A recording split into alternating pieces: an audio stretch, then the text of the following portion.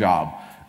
So, like I said, I'm not big on going that avenue, but sometimes, at least for me, my morals and ethics, when I run across this stuff out on the internet, I feel that something has to be done, and every little bit helps. So there's also community-driven websites out there. Shadowservers.org is pretty cool, and they do a lot of cool stuff, as far as charting, tracking, and reporting, and sharing research data. And also, I've ran into a couple people here that are researchers for it. Had a good conversation my first day here with the gentleman, I'll forget his name, but there's a lot of people out there that have the time and the inspiration to research this and run with it. So if you don't have the ability or the time to do it, at least collect a little bit of data and just hand it off. Give it to someone else who will run with it, because they'll love it and they'll eat it up and they'll thank you for you later. So that's logging, reporting, and tracking. And then there's fun stuff, being proactive. Bob the hacker has been proactive. Good friend of ours. I'm sorry? A good friend of ours. A good friend of ours. We run into him every once in a while. So, like I said, a lot of these guys are pretty lowbrow or not very sophisticated, and they always want to show off and brag, and I don't know what it is. I'm pretty good at keeping secrets, but these guys are really easy to social engineer.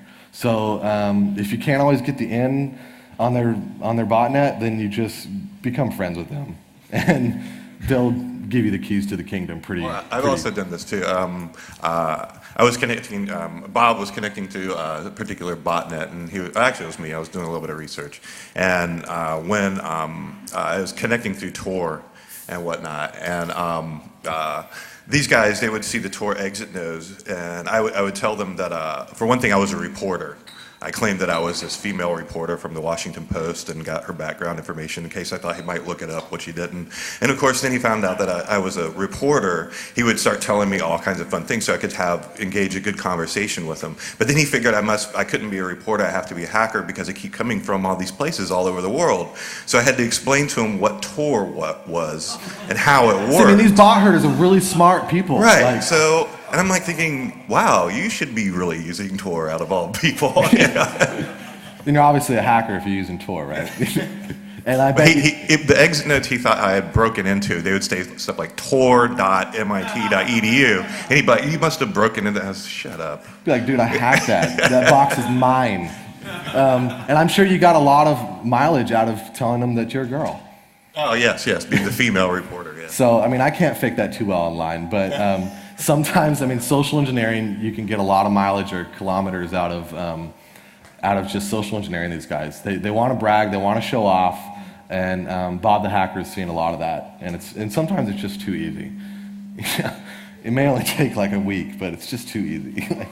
So reverse engineer their networks and their bot code. If you have the time and the energy and have the knowledge to do so. I'm not a programmer. I do a little bit, but I rely on other people to help me reverse their binaries.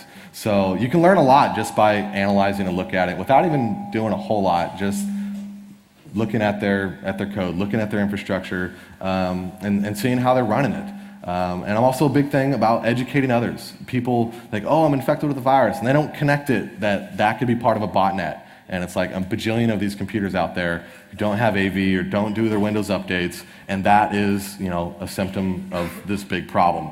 So I try to educate people so that when they get infected with a virus, I tell them this is part of a larger problem. You need to be proactive about maintaining your computer, and here's why, and so I'm big on educating others and communication with people.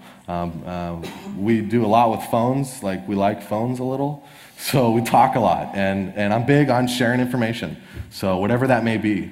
So obviously log and report, that can be pretty proactive, and you can get some good feedback on that, and then hack them back. I don't think that anyone should be as malicious as they are. Don't be malicious at all, but you can play them at their own game, and they're not very good at it. So, really, and it's, they're really... Usually they're not very good at it. They're not very good at it. So, This last part, and I've experienced this on several occasions, you really want to be careful with the professionals or the serious ones, because that's like their bread and butter. They live in a country where the money comes not too easily, and so if they can make money off botnets, that adds up into their PayPal account pretty sweetly. And so you want to be careful and protect yourself and your resources. Not always use your own identity, because they can get pretty aggressive about protecting their work. So that's definitely something to consider when you go proactive, or if you want to be proactive. Not that you may be a target of that, but it's certainly possible. So it's something to think ahead. So if you're going to go that route, certainly know that all the people that's involved, what their vulnerabilities are and their liabilities. That's the reason I was mentioning using Tor, because a lot of times if I'm doing a little bit of research, I don't want the herder at the command and control to see where I'm coming from, the company I'm coming from, or even home IP address or anything like that. That's where Tor is really great. So I don't want them to have any of their information about me, because it's going to lead to more attacks and whatnot. Because Beav is really easy to find out there on the net, yeah. So like I said, sometimes it's really just too easy, and it's that easy. You just have to do it.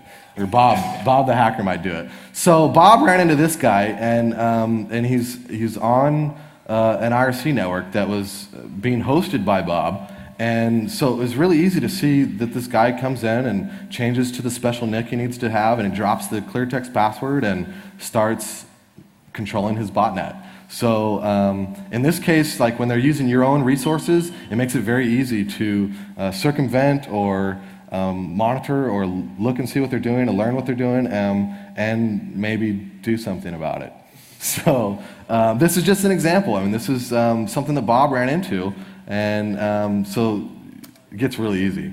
So this guy invited Bob the hacker to his private IRC network so that he could show off his botnet, and then opt him, and then attacked Bob's network, and then dropped his clear text password right in the CNC channel. Now, botnets on IRC have become less and less, and more so the kiddies are still using IRC for command and control, and more so the professionals and more serious ones are doing web portals and peer-to-peer type stuff and using other types of protocols to maintain their command and control. So IRC definitely makes it easier. This is just one example. Bob has ran into tons and tons of stuff out there. This is just one example of how easy it can be. And say so, for instance, and then Bob could do stuff like, I believe at one point he was going to update his bot herd. So Bob already knew the password to control this particular botnet, so he could create a 0byte.exe file and say, this is the new release of our software, which would of course go to all the machines and get rid of that particular bot that's running. Yeah. If Bob wanted to do so, because he Maybe. could control it.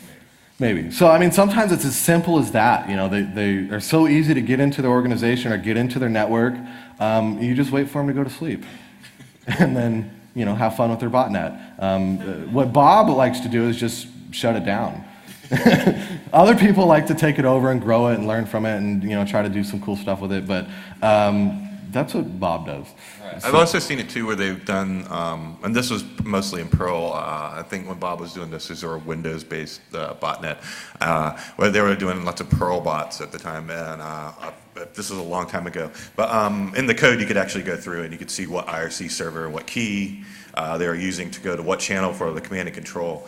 But what they would do is they have a list of administrators. Well, they would have 3 administrators online, but 5 administrators listed in there. So if anybody happened to become the name of the person in that file, they automatically became an administrator. Well, the changing your nick command isn't very hard. So I've heard of people who would wait till people go to, the bot herders go to sleep and then become one of the administrators and then tell the botnet, hello, how are you? I would like you to, kill yourself.